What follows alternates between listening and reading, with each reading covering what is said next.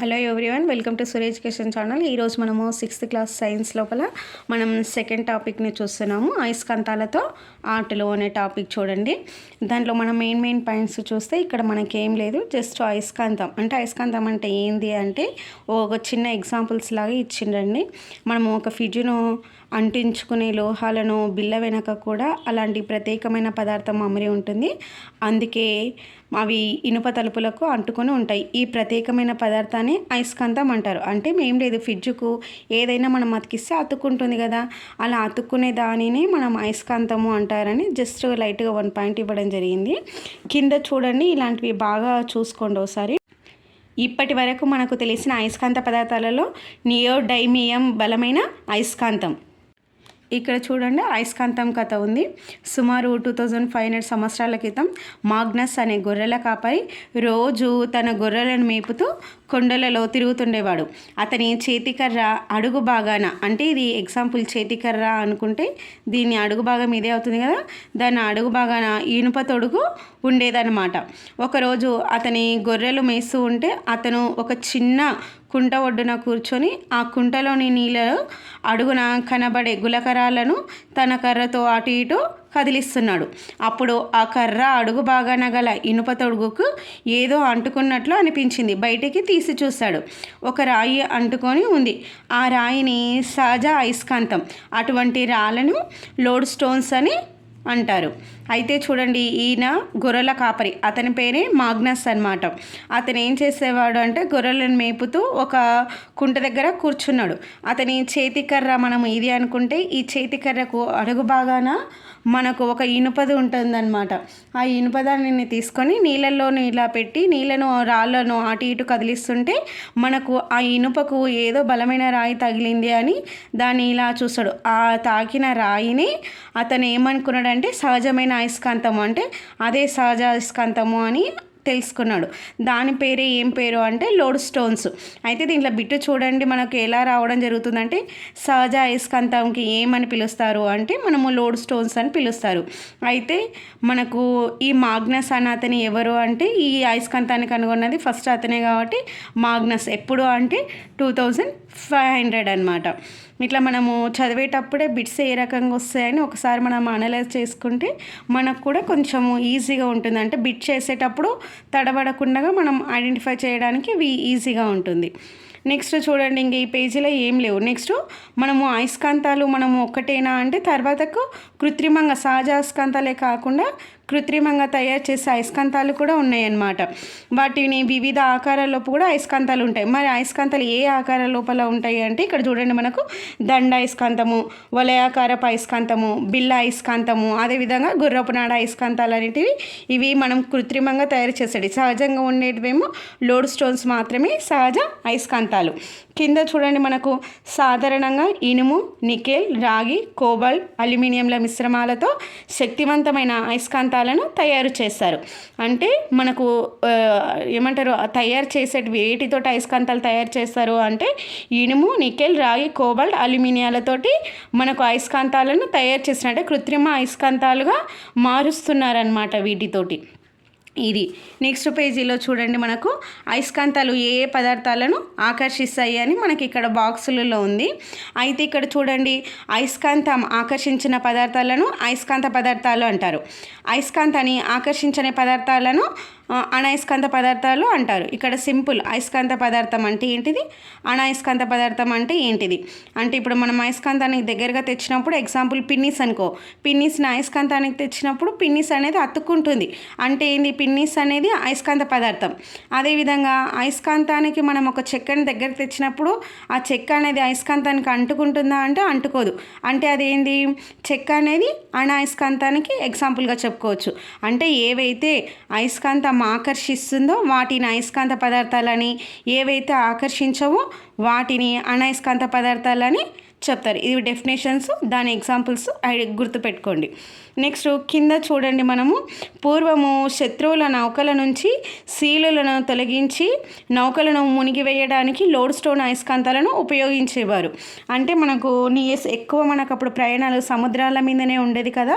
అట్లా సముద్రాల మీద దొంగలు కానీ లేకపోతే మనం శత్రువులను కానీ ఇలా చేయడానికి వాళ్ళ నౌకలు మునిగేటట్లు చేయని, ఇంకా వీళ్ళు ఏంటంటే ఈ లోడ్ స్టోన్ అనేది మనకి సహజ అయస్కాంతం కదా.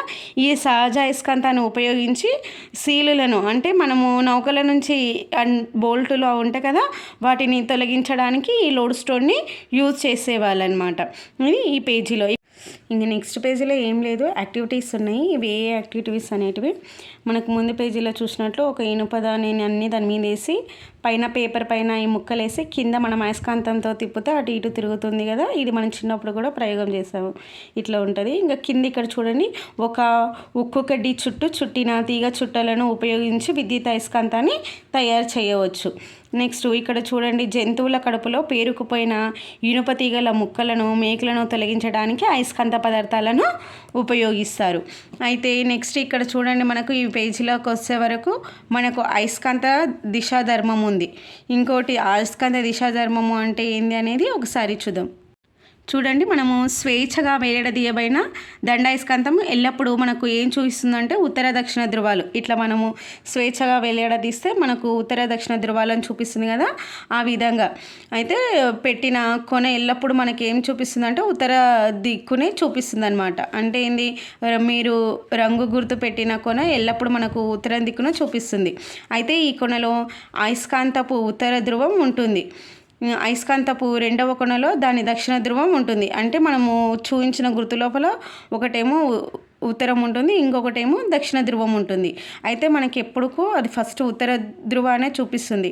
ఉత్తర ధ్రువాన్ని చూపిస్తుంది అంటే నెక్స్ట్ సైడ్ ఉన్నది ఆటోమేటిక్గా దక్షిణ ధ్రువాన్ని చూపిస్తుంది కదా, అది అనమాట.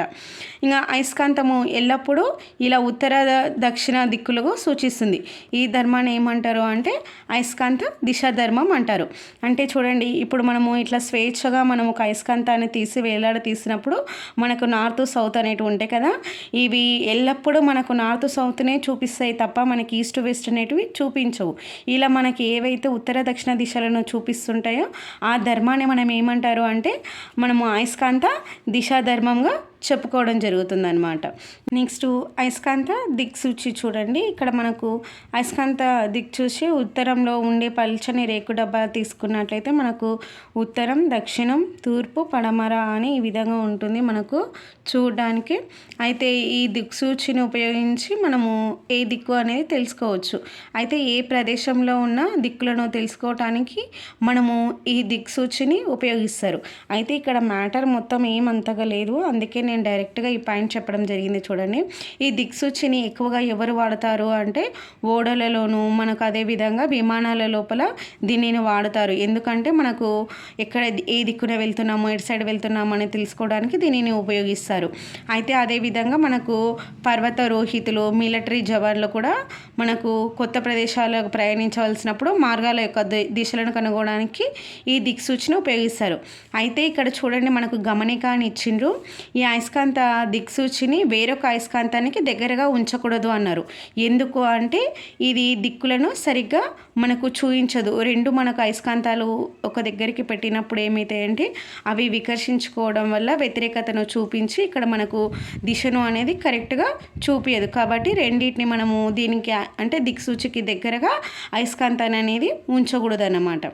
ఇది నెక్స్ట్ చూడండి, మనకు రెండు అయస్కాంతాల మధ్య మనకు ఆకర్షణ వికర్షణ ఏ విధంగా ఉంటుంది అంటే ఇప్పుడు చూడండి, మనము నార్త్ పెడితే ఇవి ఏమవుతుంది అంటే వికర్షించుకుంటాయి. సౌత్ పెట్టుకుంటే కూడా మనకి ఏమవుతుంది అంటే వికర్షించుకుంటాయి. అంటే సేమ్ పెట్టొద్దు, ఆపోజిట్ పెట్టాలి. ఇప్పుడు చూడండి, మనకు నార్త్ పెడితేనేమో ఆకర్షించుకుంటాయి, అదేవిధంగా నార్త్ సౌత్ పెడితేనేమో అవి కూడా మనకి ఏమవుతాయి అంటే ఆకర్షించుకోవడం జరుగుతుంది. ఈ ఆకర్షణ వికర్షణకు సంబంధించిన ఇదొక యాక్టివిటీ ఉంది ఇక్కడ. నెక్స్ట్ ఇంకా అదే మనకు ఆకర్షణ వికర్షణ ఏ విధంగా ఉంటుందని వాటి వాటిపైననే మనకు యాక్టివిటీస్ ఉన్నాయన్నమాట. అవి ఏ విధంగా పనిచేస్తాయి ఎట్లా అనేటివి ఇదంతా అదే మ్యాటరు ఈ పేజెస్ లోపల. నెక్స్ట్ ఇక్కడ కింద చూడండి, మనకు సాధారణ అయస్కాంతాలను ఇనుము లేదా ఉక్కుతోటి తయారు చేశారు. మనకు వందల సంవత్సరాలకు పూర్వమే చైనా నావికులు అయస్కాంత దిక్సూచిని ఉపయోగించి సముద్ర ప్రయాణము చేశారు. నెక్స్ట్ పేజీ చూసుకుంటే కూడా సేమ్ యాక్టివిటీసే కవర్ అయినాయండి. ఇక్కడ మనము కింద చూసుకున్నట్లయితే చూడండి, భూమి యొక్క అయస్కాంత క్షేత్రము దండ అయస్కాంతపు మధ్య భాగంలోని ఉండే అయస్కాంత క్షేత్రం వల్లే ఉంటుంది. ఇదేమో భూ అయస్కాంత తీవ్రత శీతల అంటే ఫిడ్జు అయస్కాంత తీవ్రత కన్నా మనకు 20 రెట్లు శక్తివంతమైనది. నెక్స్ట్ పేజీలో చూసుకుంటే ఇక్కడ మనకు అయస్కాంత ప్రేరణ అనేది ఒక వర్డ్ ఉంది. ఇది చాలా ఇంపార్టెంట్, ఇది ఒకసారి చూసుకోండి. ఒక అయస్కాంత పదార్థము ఒక అయస్కాంతానికి దగ్గరగా ఉంచినప్పుడు అది కూడా అయస్కాంత లక్షణాన్ని చూపిస్తుంది. దీనిని మనం ఏమంటారు అంటే అయస్కాంత ప్రేరణగా చెప్పుకోవచ్చు. ఉదాహరణకు ఎగ్జాంపుల్గా చూస్తే మనం ఇక్కడ చూడండి, చిన్న ఉన్నప్పుడు మనము అయస్కాంతాన్ని ఒక పిన్నిస్ని తీసుకొని గుండు సూదిని ఆకర్షించడం మీరు గమనించి ఉంటారు. అంటే చూడండి, అయస్కాంతానికి ఫస్ట్ మనం దగ్గరగా ఏంది పిన్నిస్ పట్టుకున్నాము. ఈ పిన్నిస్కి మళ్ళీ ఏముంది, గ్యాప్ ఉంది. కానీ ఇక్కడ చూడండి సేమ్ ఇది అయస్కాంతం లాగానే పిన్నిస్ పనిచేసి ఈ గుండు సూదిని కూడా పట్టుకోవడం జరుగుతుంది. అంటే ఇక్కడ చూడండి, మనం ఓన్లీ దీనిని మాత్రమే ఇది ప్రేరేపిస్తుంది. ప్రేరేపించినప్పుడు ఇది అయస్కాంతం లాగా వర్క్ చేసి ఇక్కడ గుండు సూదిని పట్టుకోవడం అనేది జరిగింది. దీనినే మనం ఏమంటారు అంటే అయస్కాంత ప్రేరణ అని పిలవడం జరుగుతుంది. ఇది సెకండ్ లెసన్ అయిపోయింది. దీంట్లో చూడండి మనం ఏం నేర్చుకున్నాము అంటే అయస్కాంతం అంటే ఏంది నేర్చుకున్నాము. దిక్సూచి అయస్కాంత పదార్థము, అదేవిధంగా అణయస్కాంత పదార్థము అంటే అయస్కాంతాన్ని ఏదైతే దిక్కులను చూడడానికి ఉపయోగించేది దిక్సూచి. అయస్కాంతము అంటే మనం అయస్కాంతము స్టోరీ చెప్పుకున్నాము. సహజ అయస్కాంతం ఏది అంటే లోడ్ స్టోను. అయస్కాంతాలు ఏ పదార్థాన్ని అయితే ఆకర్షిస్తుందో వాటిని అయస్కాంత పదార్థాలు అంటాము. ఆకర్షించవో వాటిని అనయస్కాంత పదార్థాలు అంటారు. ఉత్తర ధ్రువము అంటే అయస్కాంతాన్ని నిట్టనిలుగా ఉంచినప్పుడు అవి 2 ధ్రువాలను చూపిస్తుంది. ఒకటి ఉత్తర దక్షిణ ధ్రువాన్ని చూపిస్తుంది. అదేవిధంగా 2 అయస్కాంతాలు దగ్గరగా తెచ్చినప్పుడు అంటే మనకు నార్త్ సౌత్ అనేటివి ఆకర్షించుకుంటాయి. ఉత్తర దక్షిణాలు ఆకర్షించుకుంటాయి. అదేవిధంగా 2 అయస్కాంతాలు అంటే ఉత్తర ఉన్నప్పుడు ఆకర్షించుకోవు, వికర్షించుకుంటాయి. ఆకర్షణ వికర్షణ కాదు. మనకు అయస్కాంత ప్రేరణ అంటే ఒక అయస్కాంత పదార్థము అయస్కాంతానికి దగ్గరగా ఉంచినప్పుడు అది కూడా మనం ఏమవుతుంది అంటే అయస్కాంతం లాగానే దాని లక్షణాలు చూపిస్తుంది. దానినే మనం అయస్కాంత ప్రేరణగా చెప్పుకుంటాము. ఈ పాయింట్స్ అన్నీ మనం చెప్పుకున్న దాంట్లో కవర్ అయిపోయినాయి. అయితే ఇక్కడ చూడండి మనం ఏం నేర్చుకున్నాము అనే దాంట్లో చూసుకుంటే లోడ్ స్టోన్ అనేది ఒక సైజ్ అయస్కాంతము. ఇక్కడ మనకు చూడండి అయస్కాంతాలను వివిధ ఆకారాలలో తయారు చేశారు. ఏ ఆకారాలు అంటే దండాయస్కాంతము, గుర్రపునాడ అయస్కాంతము, వలయాకారపు అయస్కాంతము, బిల్ల అయస్కాంతాలు. ఇవి కృత్రిమ అయస్కాంతాలు, సహజమైనవి కాదు. సహజమైనవి ఓన్లీ లోడ్ స్టోన్ మాత్రమే. ఇవన్నీ మనకు కృత్రిమ అయస్కాంతాలు అనేది గుర్తుంచుకోండి. నెక్స్ట్ చూడండి, అయస్కాంత తత్వం ఆకర్షించే పదార్థాలను అయస్కాంత పదార్థాలు అంటారు. అయస్కాంతం ఆకర్షించని పదార్థాలను అనయస్కాంత పదార్థాలు అంటారు. అదేవిధంగా అయస్కాంతాన్ని ఆకర్షించే గుణం కొనల వద్ద ఎక్కువగాను ఉంటుంది. ఈ కొనలనే అయస్కాంత ధ్రువాలు అంటారు. అంటే ఈ చివర్లు కదా, ఈ చివర్లనే మనం ఏమంటారు అంటే ఈ కొనల దగ్గరనే అయస్కాంతాలు ఆకర్షిస్తాయి కాబట్టి వీటిని అయస్కాంత ధ్రువాలు అని పిలవడం జరుగుతుందన్నమాట. అయితే ప్రతి అయస్కాంతానికి 2 ధ్రువాలు ఉంటాయి. ఒకటి సౌత్, ఒకటి నార్త్ అన్నమాట. ఉత్తర దక్షిణ ధ్రువాలు స్వేచ్ఛగా వేలాడతీసినప్పుడు మనకు దండాయస్కాంతము ఎప్పుడు మనకు ఉత్తర దక్షిణ ధ్రువాలని చూపిస్తుంది. ఇంకా అయస్కాంతపు సజాతి ధ్రువాలు వికర్షించుకుంటాయి, విజాతి ధ్రువాలు ఆకర్షించుకుంటాయి. సజాతి అంటే మనకు ఇంతకుముందు చెప్పుకున్నాం కదా, మనము సౌత్ పెట్టినా నార్త్ పెట్టినా అవి వికర్షించుకుంటాయి అన్నమాట. అది కాకుండా ఆపోజిట్ పెడితే అంటే నార్త్కు సౌత్కు నార్త్ పెట్టినప్పుడు అవి ఆకర్షించుకుంటే వాటిని విజాతి ధ్రువాలు అని పిలవడం జరుగుతుంది. అయస్కాంత ప్రేరణ అంటే అయస్కాంతానికి దగ్గరగా ఉండటం వలన ఒక అయస్కాంత పదార్థము అయస్కాంత ధర్మాన్ని పొందినట్లయితే దానిని అయస్కాంత ప్రేరణగా చెబుతారు. ఇవి మనకు సెకండ్ టాపిక్ సంబంధించిన బిట్స్ అనమాట, మెయిన్వి. ఇంతటితో సెకండ్ టాపిక్ అయిపోయింది. ఇంక ఇవి క్వశ్చన్స్ మనకు అవసరం లేవు.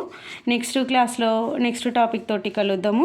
ఇక్కడ కింద ఒక లైన్ ఉంది చూడండి, భూకేంద్రంలోని ఉండే ద్రవాల ప్రవాహాల వలన భూమి ఒక పెద్ద అయస్కాంతంగా పనిచేస్తుందని భావిస్తుంటారు.